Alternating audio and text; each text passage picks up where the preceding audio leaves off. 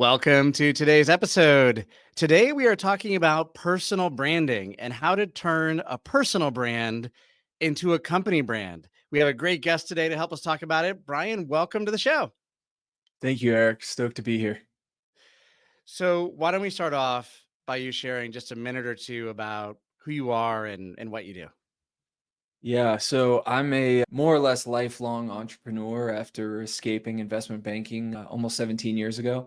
And I've run quite a few different businesses, everything from commercial real estate development and property management, a chain of coffee shops, also a large networking group for founders. But today I run Strategy Ladders, which is a B2B consulting company focused on B2B service businesses. So we help agencies, events companies, property management companies, and even some more interesting ones like virtual restaurant companies. Oh, very cool. Personal branding is a huge topic here on our podcast. And so, I think a common issue a lot of business leaders and founders face is how do you transform having a personal brand into something that scales into a company with multiple people taking it forward? And I think you have an inspiring story about this. We'd love to hear it. Absolutely. I actually now live in Mexico. I'm in Mexico City now. But when COVID hit, I was actually working with, I had great clients that paid really well, but they were all in the experiential marketing space. So by April 1st, 2020, we had either shut down or what we called winterized those businesses. I went from a very nice cash flow to none. And this was on the back of coming out of a divorce, and I hadn't saved much money at that point. Fast forward, I had started an agency, took an exit out of that agency after about a year because it just wasn't the right partners. And I had, for the first time in my life, taken a job. And that job lasted 5 weeks. So I've been officially employed for 5 weeks out of the last 17 years. But I got let go from that job, and that was cash flow I was counting on as I crossed the border to move all the way down to Southern Baja California Sur. So my family and I crossed the border with about $6,800. Most of that was already committed to rent and security deposit. And when I got there, I needed to start over. I didn't have a company brand, I didn't have money in the bank. And so I, for the first time, got over my fear of posting on LinkedIn and started getting on there and just being very raw and very vulnerable. But I used my story of living in Baja California Sur with my family as a way to stand apart and also insert business stories and business topics. And I was able to scale solo to about $650,000 a year just using my personal brand. But I got to the point where I was doing 44-hour a week consulting. So I have 44 hours a week of consulting calls. And I realized, hey, I've reached a cap here. I can either try to push up prices or figure out another way to scale. And so I was really sitting on this. Yeah, so one of the main things that I was focused on is in getting over sort of my fear of posting, because for years I was the guy that bought the podcast mic but never started the podcast, or I'd post on LinkedIn and then not do it again for 3 months. And I just started to say, look, I'm going to give everything away. I'm going to share everything I know from, at that point, the last 14 years of business.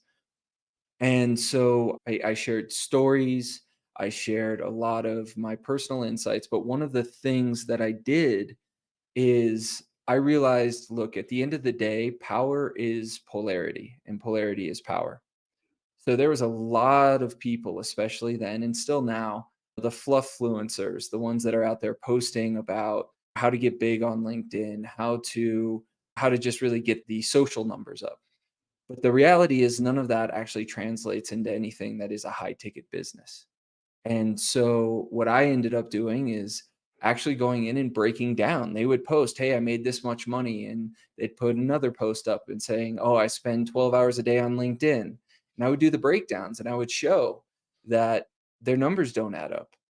And I would show that if you really were following what they were doing, the result would be something that the vast majority of people would not A, find livable, or B, would be happy with. So by literally going in and calling out the influencers and utilizing that as a way to differentiate myself, what I was able to do is separate myself from the people that were just going after numbers and instead start attracting the real business owners that were in it to make a profit. And they're the ones that also have the money to spend. So I can proudly say I've been blocked by the vast majority of those influencers today because when they post things and I repost them and break down what they're doing, they don't like it. And I really started triumphing the measure of revenue per follower. And what you find is when you get up past about 20,000 followers, there is a exponential drop in the amount of money that you make per follower. So even today, we have clients that are making upwards of $2,000 per follower with under 5,000 followers. But you look at some of the large influencers, and they're lucky if they make $1 per follower. And so by really triumphing that and pushing that, it really caused my ICP to self identify and come out and want to identify with me and connect with me. And that was one of the key things that I used to differentiate myself. But while I did that, I really did my best to write and communicate in exactly the way I communicate. What I found was my best posts were ones where I sat down, I forced myself 6 a.m. every morning. 6 to 7 was sitting in front of the computer doing my LinkedIn. And I would sit down, I had my protocol I'd go through, but I had to write the post and then post it. And anything that I sat on and edited tanked. Anything that I sat down and just posted without reviewing, those are the ones that took off. And people got to know me and my style. And even at times when I had hired someone to help me write, immediately people would message me and say, "Hey, you didn't write that, did you?" Because I developed that style in such a way that people could identify, hey, you were going to go to Brian's profile because it's no BS. There's nothing but truth coming through when Brian's posting. And so, what that also started to do is help develop other successful consultants that had come to me and say, hey, can we partner up? But at the time, I hadn't figured out how to do that yet. And that was that real unlock where I went from communicating in such a way that was really straightforward and really the way that I communicate in person and with clients. I then went the next step and said, okay, how do I scale this? How do I take this to the next level? And that was the big unlock. Yeah. So I like a lot of consultants and founders. I have a pretty wide range of experience. And so when I was working with founders, I would be working with people who had a specific issue, but I was able to address multiple issues within their business. And I realized it's going to be really hard for me to find someone with a similar background as me. And this is pretty common. I see this with people that are branding consultants. I see this with people that are in doing high level marketing strategy. I see this with all different types of consultants, agencies, and so forth. And so the founder gets locked in. And so I sat down and I said, okay, what are the things that I'm not the absolute best at?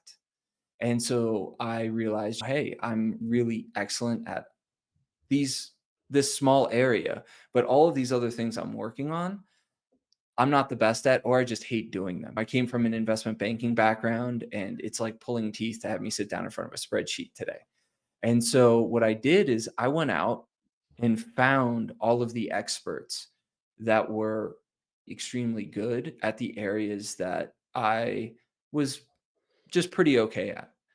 And as I started to put this team together, I realized, number one, I'm going to have to shift this away from being a brand about me. And what I did was where most people go out and hire a ghostwriter for themselves and hire a strategist for themselves. I did that for everyone else on my team instead.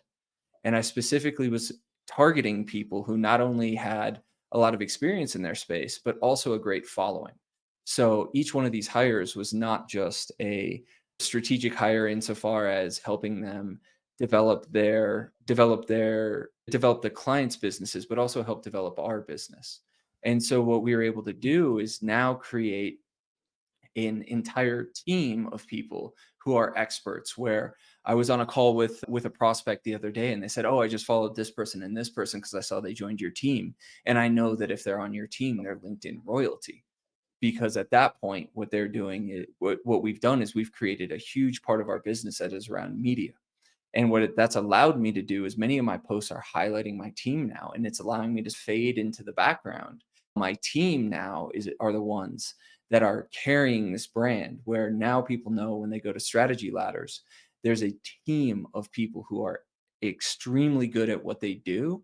And whether it's our clients or new prospects, when I introduce them to somebody, they now say, "Oh, I've been following this person for, the last 3 months. I know Austin lives in Denver and he's got a 4-year-old, right?" Yeah, he does. And so by really developing this and doing it in a personal way, I've been able to build up the personalities of everybody on our team, but at the same time, build the brand where people know that the folks that work with us that have strategy ladders on their profile, that they are exceptionally good at what they do.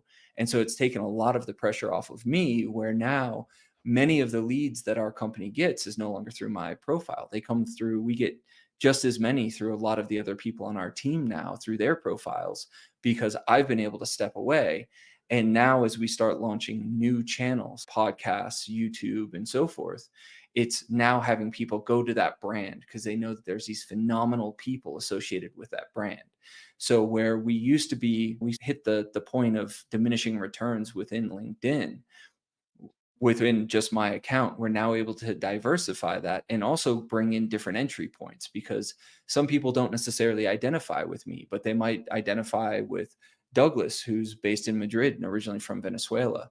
They might connect with Josh, who has a very different background than me as well. So by putting these out there, what we've done is diversify our online profile, creating multiple different, even within LinkedIn, channels that people can come through, and at the same time build a brand around these people. And now at this point, the brand itself is attracting phenomenal people who come to us every single week asking if they can join the team, as well as clients basically nonstop. We're generating on an average day 5+ leads a day just through inbound on LinkedIn. Wow, that's great. I think building up the personal brand of all the people that you add to your team is a great strategy. It's not necessarily the strategy that a lot of other people have followed. If you look at the extreme examples of Elon Musk and Jeff Bezos, they didn't really build up a whole team of people that had a personal brand. And I think there's a downside to that, because you take Elon Musk, a semi controversial person, and people love him or they hate him. But if they hate him, it's probably not a positive, because there's not other people at Tesla or X that have the same sort of brand that people could gravitate towards. So I like your strategy of building up the personal brand of people on the team rather than just doubling down on yourself and then trying to get like more support. Like you can't argue with the success that it's worked for some people, but you have to wonder if for most businesses the strategy you outlined is better. When you look at some of the businesses that are similar to what we run, because we run consultancy, so it's a service-based business. When you look at, there's great people out there. There's people on the extreme end like Tony Robbins, but if you look at somebody that's in a similar space as us, someone like Dan Martell, where he's running a 40 to 60 million dollar a year business, but it all hinges on him. He's the linchpin at the end of the day. And to me, that's a scary way to run business. Some people love creating content every single moment of the day, but I can tell you from experience that also takes away from your ability to do a lot of really cool, interesting things in business if all you're doing is creating content.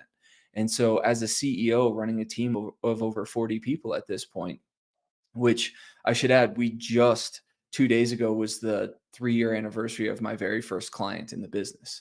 And we're on track to break 8 figures this year. And this was with no investment, just almost entirely through LinkedIn.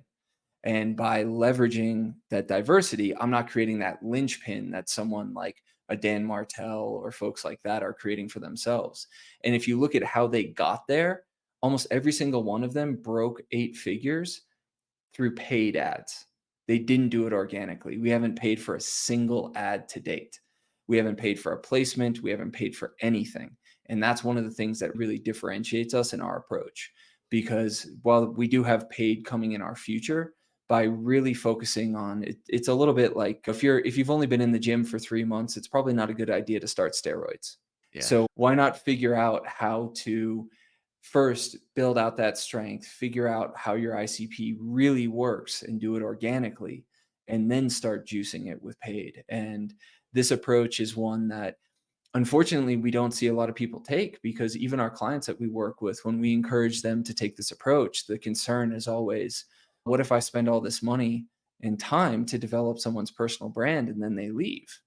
And I think that's one of the big failures in leadership. It's that your job is to build up your people as best as you possibly can and then create an environment that they don't want to leave. That's where I think people stumble. I 100% agree. What I have seen is that a lot of people have told me they don't want to do personal branding to build up their personal brand because if their leadership or their CEO sees it, they might get negatively affected, not promoted, or people assume that they're going to leave the company just because they're working on their personal brand. And I think that is a lack of leadership, like you're saying, because the ideal thing to do is to have a discussion with your leadership about it if you're building your personal brand and perhaps tell them, listen, I'm loyal, but this is something I want to do. I think it's going to be helpful to the company. And you don't have to worry about me leaving. It's not a disloyalty thing. I just want to build up my personal brand, and just communicating about it, I think solves a lot of that issue, is what I've seen. But have you seen something similar, or do you have a different recommendation if people have that concern? So I'm somebody that I generally am working with C-level clients. And so I recommend that this starts from the top and that they take the leadership in encouraging their team to do it. I think that if you're in a different situation where you don't have that type of leadership in your company, that then stepping up and speaking to them and showing them how it can be beneficial is very valuable. And in fact, so we have some clients that are in the LinkedIn space, and we've helped them effectively sell to corporate teams that otherwise weren't really considering personal branding. And one of the most effective visuals that we've helped our clients create around this is, if you think of a Venn diagram, at the center being the business itself, right? But then when you look at, and there's core competencies of that business, but people aren't just buying into the business, they're buying into the people. And as the way people buy today is very different than it was even 5 years ago. That personal connection is paramount. And so what we found is, with that type of leadership, when you think of, again, center of the Venn diagram is the business, and overlapping that then to different extents are all of the different influential people within the business. And is you then have a much wider range of topics and expertise that people can tap into when they come to your business. And so by doing that, it actually increases sort of the target area where you can catch people's attention and still guide them towards the business.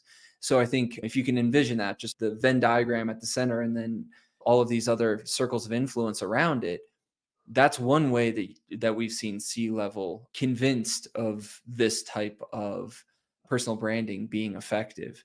Now, the way that we implement it in our company is we actually have a meeting every single week where we sit down, we talk about topics that are current. We have, of course, we're doing some trend analysis and seeing what some of the big loudmouths in the community are saying, the Hormozis and people like that. And sometimes we decide to make content that goes counter to what they're saying or exposing why we believe they're wrong in what they're telling. But the other thing that we do then is we pair off people on our team after those conversations, and we put people in basically interviews with one another and just record a 30 to 45-minute conversation. That one 30 to 45-minute conversation creates literally months of content, both written and video. And when we do that now at scale, and we're doing that across a lot of key members of our company, we have this content engine that we're still largely controlling the narrative, talking about the things that are valuable to our customer.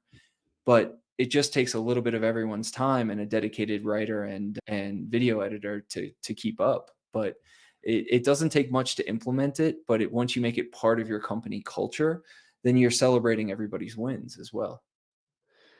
I like that strategy. And did I hear it right that part of the way that you get traction for all of the team members with their personal brand is you try to be a little bit controversial like you did yourself? Is that part of the formula? Because if you're just spouting out their buzzwords and agreeing with everybody else, that doesn't really get a lot of attention, right? Absolutely. No, it's not just that, it's even just exposing our culture because we have a very culture. We're a remote team. I'm based in Mexico. We have people on every single continent. We have clients on every continent except for Africa and of course Antarctica. But we really use that as a way to highlight our approach too. We don't like we speak the way we speak with clients. We approach things the exact same way we approach things with clients. And so there's a lot of people that will watch these videos or even read our content and say, hey, you guys are the team I want to work with because you don't talk about these issues in the same way. Another thing that we're known for calling out is the holy grail of entrepreneur operating systems is EOS. And the thing is, EOS was created over 20 years ago, long before we had iPhones. And it's a very antiquated approach to running a business. And while it works for some businesses, there's a lot of businesses that just need any structure at all. But by going out and being the ones instead of triumphing EOS, which is almost what every single one of our competitors does, we actually go out and speak out against it. And one of the benefits of that, and I think this is something that a lot of people could apply to their own marketing, by speaking out against what's sort of the status quo, we also get more mature clients as a result because they've gone out and they've tried it themselves and they realize it doesn't work for them. And it's just like we have a lot of agency clients who say, we never want to be somebody's first agency because they don't want to deal with that uptake. They don't want to deal with that education. And so we can bypass that by being that counter argument to status quo in the market. Wow, that's super interesting that being controversial and taking that counterpoint of view can be that productive. It's not logical that would be the result, but I think it makes sense when you explain it that you do get even better clients sometimes when you take the opposite point of view or you're controversial. That's really cool. What else can you share with entrepreneurs, founders, and leaders who want to grow a multi-million dollar business that we haven't talked about broadly? Any other things that you recommend to your clients that you could share? So a couple of things. First off, if you're under 10 million and you're refusing to do personal branding, you're never going to break 10 million. In fact, we have turned down clients because they've said, there's no way that I'm going to be posting online. I don't want to be the face of the company. The thing is, the way people buy today is they want to know who they're buying from. So get out there, be personable. I put a selfie or a photo from my life up with every single post. And so by the time someone talks to me, they're like, I know you. I know about your kids. I know that you live in Mexico City. I saw the piñata at your kid's party and things like that. So that's one. But then the other is very quickly, entrepreneurs want to hand this off because it is time consuming. But when you think about what LinkedIn is, and I'm harping on LinkedIn for two reasons. Number one, it as we all know, you can identify exactly who someone is, their role in the company, what their company is, and their influence level. But the other is using Sales Navigator, you can bias towards people who are active on the platform. And whereas on other platforms, you might be messaging people that never log in, are never really active, with LinkedIn, you can bias towards that. So now, if you take that and then you couple it with dialing in your ICP and your offer, which every business at that size, really every business under 25 million still has a lot of work to do on their offer. And so what LinkedIn provides you with, and this is why I've had founders of $25 million a year companies and told them, no, you got to fire the people on your LinkedIn team because you need to get back into it because you still drive 90+% of the revenue. And LinkedIn allows you to, if you use it correctly, between creating content and doing outbound, you have the ability to dial in not only your ICP, but your USP, your value proposition, and the messaging that gets people to buy. And 3 months spent dedicated to spending time on LinkedIn and developing those aspects of your business is worth more than any amount of outside agency coming in and working with you. There's literally not a more valuable thing to do. But unfortunately, a lot of agency owners and business owners, it's one of the first things that they outsource to a very low cost employee. And as we tell our clients in the service space, your offer is your business and your business is your offer. And if you're outsourcing, dialing in your ICP and your offer and that messaging to somebody who's getting paid $5 an hour overseas, that's not a gamble I'm willing to take. I think it makes a lot of sense that having a personal brand is critical to not only scaling, but then maintaining your success. I think a lot of people think it's a nice to have, and they're like, I'll do it later when I get over 10 million and when I have more time, but then you'll never have time. Exactly. And even a lot of executives that aren't necessarily the founder that work at a company, they just put it off. They don't want to make an investment in time, effort, or any money to do it. And then when they have a gap in their career, they're like, "Oh, I should have done it." And that's the wrong time to start when you're in between. So the best time to start is probably a number of years ago, but there's Yep. never better time to start than now is what I would like to say. I say the same thing all the time. I tell people you have to think about it like a savings account, right? Just like you said, the best time to start it was probably 5 or 10 years ago. The second best time is now, the worst time is tomorrow. And so the other thing I'll add there too is it's a lot like going to the gym. You got to put the reps in. The more you do it, the better you get. And people are, especially early on, they're worried about quality. They'll spend a ton of time figuring out what to post, the message, and so forth. But quality is the result of quantity. So get out there and do it. And the more you do it, the more you're going to dial in and figure out what works. But you just got to get started. You have to start. If you're listening to this right now and you're not building your personal brand, go start today. Do not wait. And what do you think the number one thing when people jump in and they're ready to do it, what is the number one thing that people can do to be successful in building their personal brand? Be personal. Like actually speak the way you speak. Use it as a way for people to get to know you. Remember, the way I talk about LinkedIn is it is the modern networking event. So if you think about a networking event, who are the people that have everyone crowded around? They're the ones telling the best stories, engaging. They're not the ones that are saying, "Hi, I'm the founder of this agency. These are the services that I offer," and so forth. Those are the ones that end up standing over against the wall waiting for someone to come up and talk to them.